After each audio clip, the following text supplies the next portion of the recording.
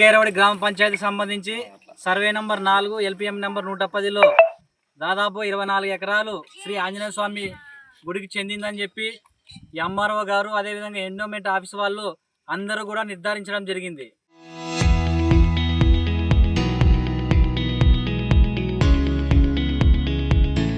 గత 2 వారాల కిందట నేను కలెక్టర్కి అదేవిధంగా ఎండోమెంట్ ఆఫీస్కి పోయిన సందర్భంలో వాళ్ళందరూ కూడా నా అర్జీని స్వీకరించి మీకు పూర్తి స్థాయిలో న్యాయం చేస్తాం, ఊరి తరపున గుడికి ఆ భూమిని కేటాయిస్తాం చెప్పడం జరిగింది.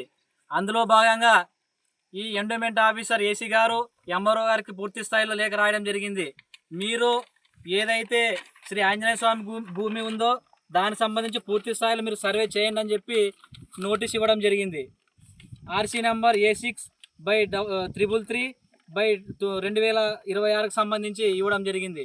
తద్వారా నాకు ఎంఆర్ఓ ఆఫీస్ నుండి సర్వేయర్ గారు మీకు 2వ తారీఖు శనివారం 10:30 గంటలకి మీకు సర్వే జరుగుతుంది, దయచేసి మీరు అందరూ కూడా ఉండండి, గ్రామ ప్రజలందరూ తోలుకురాని అని చెప్పడం జరిగింది. దానికి సంబంధించి ఏదైనా సమస్యలు ఉంటాయని చెప్పి నిన్ననే, అంటే ఈరోజు సర్వే జరిగితే నిన్ననే సర్వే మేరం గారికి అదేవిధంగా మండల సర్వేయర్ గారికి అదేవిధంగా ఎండోమెంట్ కమిషనర్ గారికి నిన్ననే అడగడం జరిగింది. సార్ మీరు వస్తారా రాకపోతే మేము కూడా ఏర్పాటు చేసుకోము అని చెప్తే, లేదు ఖచ్చితంగా ఆర్డర్ పాస్ చేసాము, ఖచ్చితంగా వస్తామని చెప్పడం జరిగింది.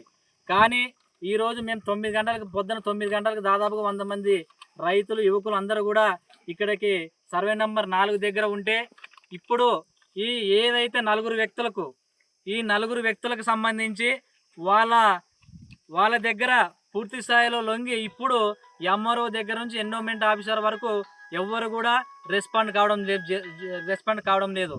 ఎంఆర్ఓ గారిని అడిగితే ఎండోమెంట్ వాళ్ళ పని చెప్తారు, ఎండోమెంట్ వాళ్ళని అడిగితే ఎంఆర్ఓ గారు అడగని చెప్తారు. సరే ఏం పరిస్థితి అని చెప్పి కంటే అందరూ ఎంఆర్ఓ ఆఫీసులోనే ఎండోమెంట్ ఆఫీసు వాళ్ళు ఉన్నారు, సర్వేలు ఉన్నారు.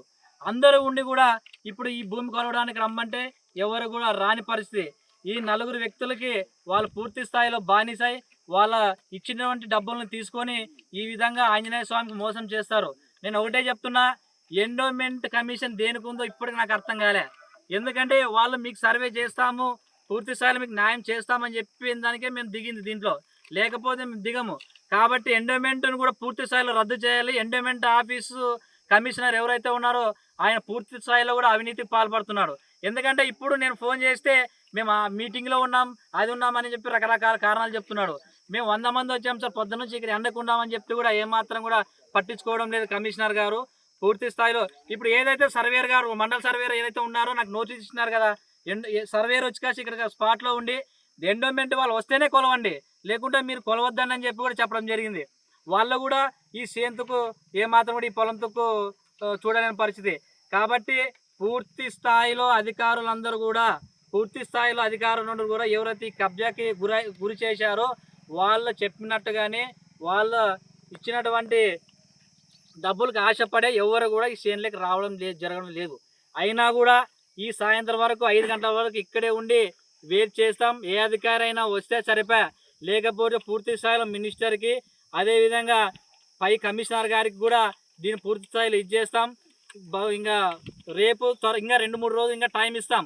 ఆ 2-3 రోజులే కానీ వచ్చి దీన్నే కానీ కొలకపోతే ఎంఆర్ఓ ఆఫీసు నుండి ముట్టడిస్తామని చెప్పి తెలియజేస్తూ సెలవు తీసుకుంటున్నాం.